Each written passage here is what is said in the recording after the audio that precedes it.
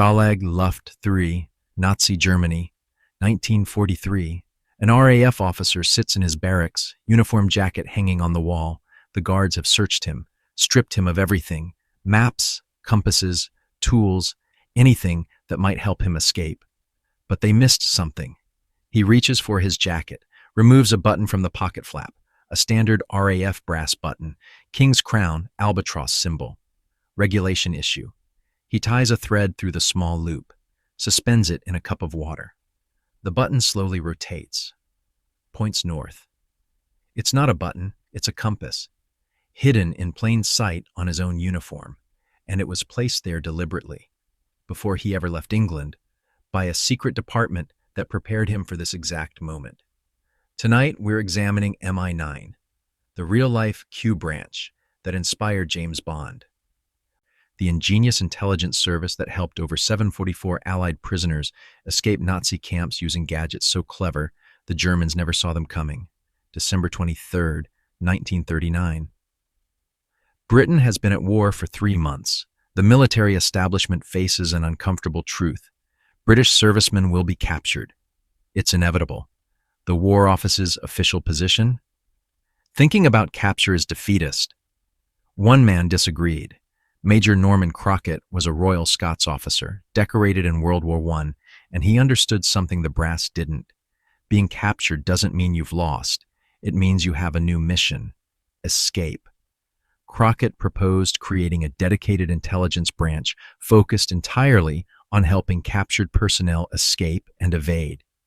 The War Office reluctantly agreed, and on that December day in 1939, Military Intelligence Section 9, MI9, was born. Their headquarters was established at Wilton Park Beaconsfield in Buckinghamshire. It was classified, secret. Most of the military didn't even know it existed. Crockatt's philosophy was revolutionary: escape-mindedness. Don't wait until someone is captured to think about escape. Prepare them before they go into combat. Give them tools before they're shot down. Train them before they're in a POW camp. The Air Ministry immediately saw the value. RAF bombers were flying deep into German territory. If shot down, crews faced capture hundreds of miles behind enemy lines. Without help, they'd never make it home. But how do you help someone who's been searched, stripped, imprisoned? You hide the tools on them, in ways the Germans would never find. Crockatt needed someone creative, someone unconventional, someone who thought like a magician, not a soldier. He found Christopher Clayton Hutton. Clutty. Hutton was 44 years old in 1940 when he joined MI9. He was a former RAF pilot, but not a career military man. He'd worked as a journalist, a film publicist, even done publicity stunts for Hollywood movies. He was, in other words, perfect. Crockatt's instruction to Hutton was simple: old ideas are no good at all. We want new ones. Hutton's response would save thousands of lives. He started with the 2 most essential items for escape: a map and a compass. Everything else, food, civilian clothes, forged documents, could be improvised or obtained along escape routes. But without knowing where you are and which direction to go, escape is impossible. The problem was obvious. Maps and compasses are exactly what guards search for. German security knew to confiscate these items immediately upon capture. Hutton's solution: don't make them look like maps and compasses. Let me take you through Hutton's arsenal of ingenious escape gadgets, each one a masterpiece of deception and engineering. The button compass. This was perhaps MI9's most iconic creation.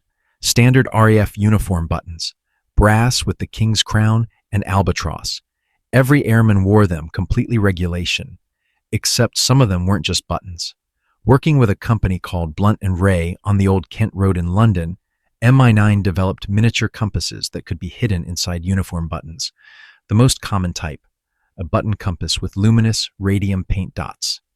2 dots at one end indicated north. 1 dot at the other indicated south. The compass was suspended by thread through a small loop. When held over water, or even just suspended in air, it would rotate and point north. Some versions were even more sophisticated. The Whisket compass button had the compass mechanism molded directly into the bakelite. When suspended, it functioned as a precision compass despite being only 23 millimeters across.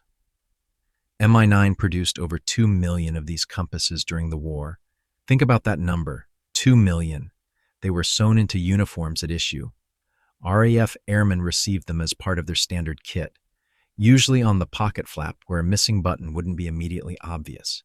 When a pilot was shot down and captured, the Germans would search him. They'd find his maps. They'd confiscate his compass. But they'd never look twice at the buttons on his jacket. Silk. Maps. Hutton's next innovation addressed the map problem. Paper maps were useless. They tore easily, made noise when unfolded, and soaked through in rain. German guards could spot them instantly. Hutton had a brilliant idea. Print maps on silk. Silk doesn't tear. It doesn't make noise when folded. It's waterproof, and it can be folded incredibly small enough to hide in a coat lining, in a boot heel, even sewn into the seam of trousers. MI9 worked with John Bartholomew and Son, the renowned Scottish map makers, to create detailed escape maps covering all of occupied Europe. The maps showed railways, roads, borders, safe houses run by resistance networks. The silk was purchased from Larkhill Limited in Lancashire. Production was massive. By war's end, MI9 had manufactured approximately 400,000 silk maps. These maps were distributed in multiple ways, sewn into coat linings of uniforms issued to aircrew, hidden inside hollowed-out chess pieces, in board games, rolled inside tobacco pipe stems, folded into the layers of playing cards. Peel back the top layer to reveal the map. One of the most famous methods, Monopoly boards. MI9 worked with John Waddington Linteet, makers of the game, to create special Monopoly sets. Secret compartments were built into the board. Inside, silk maps, real German currency for bribing guards or buying civilian clothes, miniature compasses, and even metal files. These were marked with a red dot on the free parking space. The International Red Cross, not knowing what they contained, would include them in care packages sent to POW camps. Prisoners would recognize the mark. Germans just saw a harmless board game. Magnetized everyday items. Compasses could be hidden in buttons. But what if you lost your button? Or what if guards became suspicious and started confiscating buttons? MI9's solution: magnetize ordinary objects. Razor blades were manufactured with a magnetized edge. Float one on water or balance it on a piece of grass blade, and it would spin to point north. The blade had a tiny arrow indicating which end was north. Pencil clips, the metal clips on wooden pencils, were magnetized. Shoelaces from 1943, pattern escape boots, magnetized. Pen nibs, magnetized. Essentially, MI9 magnetized anything metal and small enough to escape notice. A POW could use dozens of different objects as improvised compasses. The hairbrush. This might be MI9's most elaborate concealment device. Working with G.B. Kent and Sons of Hemel Hempstead, Hutton designed a hairbrush with a hollowed-out back. Inside the cavity, a 9-centimeter double-edged saw, a silk map, and a compass. The compartment was revealed by removing the center block of bristles. To hide the join, MI9 coated it with artificial dandruff. Yes, fake dandruff. German guards would see a hairbrush used with dandruff. They'd put it down immediately. Inside, everything needed to saw through window bars and navigate to freedom. These had to be handmade. Production was limited to just 1 or 2 per week. They were reserved for high-value targets: officers, intelligence personnel, anyone whose escape was particularly important. The escape. Boot. Hutton designed flying boots with 3 functions in one. The upper part could be removed with hidden cuts in the leather, transforming the boot from military flying gear into civilian shoes. The heel was hollow, containing silk maps, a compass, a small file, and emergency rations. And the leather itself could be modified. With the right chemicals, also hidden in care packages, sections could be dyed to look like civilian clothing. Unfortunately, the boots weren't warm enough for high-altitude winter flights and became waterlogged in heavy rain. Mi-9 eventually abandoned them, but the concept was brilliant.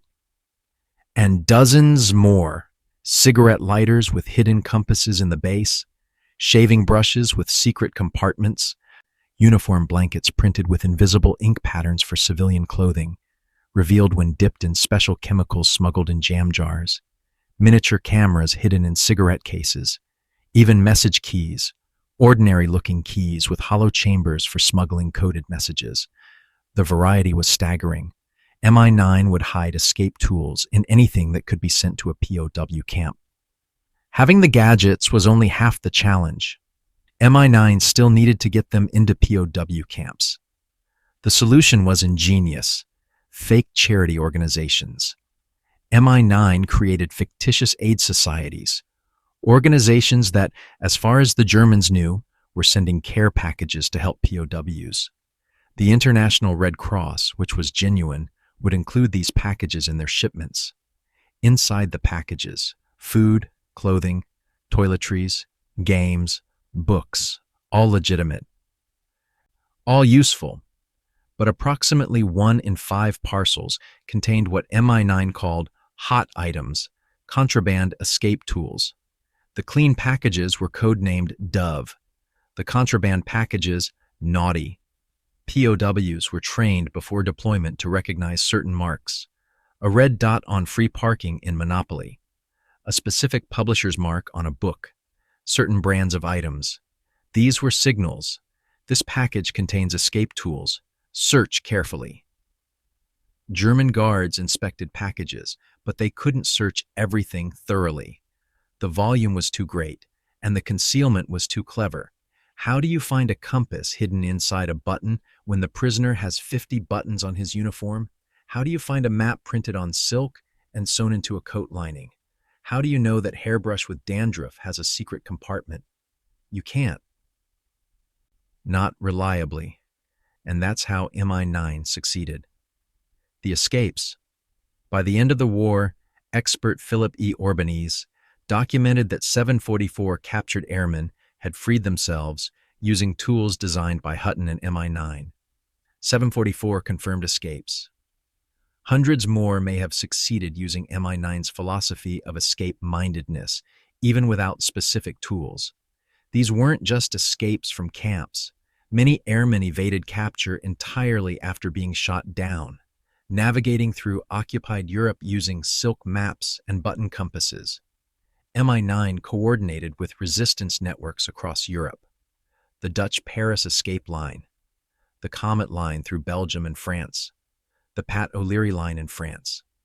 These networks would shelter escapees, provide civilian clothes and forged documents, and guide them to neutral countries: Spain, Switzerland, from where they could return to Britain. Mi-9's gadgets gave them the tools to start their journeys. The most famous escape, though it ultimately failed, was the Great Escape from Stalag Luft III in March 1944. Of 76 men who escaped through the tunnel, only 3 made it to safety. 50 were executed by the Gestapo. 23 were recaptured. But they used Mi-9 tools: compasses, maps, forged documents created with Mi-9 smuggled materials. And the 3 who succeeded, they proved it worked. Mi-9 represents something remarkable in the history of intelligence, an organization dedicated not to killing, but to saving lives. Christopher Clayton Hutton's gadgets weren't weapons in the traditional sense. They were tools of hope. A button compass didn't kill German soldiers. It guided British airmen home. The philosophy of escape-mindedness was revolutionary. It told servicemen, if you're captured, you haven't failed. Your war isn't over. You still have a mission. Get home. And Mi-9 gave them the means to do it. The impact went beyond the 744 confirmed escapes. Every POW who knew about MI9's tools had hope that in their next Red Cross package there might be a map, a compass, a saw. That hope kept morale alive in camps where men were starving, freezing, and dying. After the war, many of MI9's secrets were declassified. The silk maps became popular souvenirs. Soldiers turned them into handkerchiefs and scarves. Original MI9 maps are now valuable collectibles. But the most important legacy isn't the gadgets themselves, it's what they represented. Ian Fleming, who worked in naval intelligence during the war, was directly inspired by MI9 when he created James Bond's Q branch. The gadgets in Bond films, exploding pens, car modifications, hidden weapons, all trace back to Clutty Hutton's real innovations. The difference? Bond's gadgets were designed to kill. MI9's gadgets were designed to save. Christopher Clayton Hutton died in 1965. He never received public recognition during his lifetime. His work was classified. But the 744 men who made it home because of his button compasses, silk maps, and hollowed hairbrushes knew what he'd done. They were alive because a former film publicist thought about hiding compasses in buttons. This was MI9, the department that prepared for failure by ensuring it wasn't the end, the secret service that turned buttons into compasses and Monopoly boards into escape kits. The real Q branch. The gadget makers who saved lives.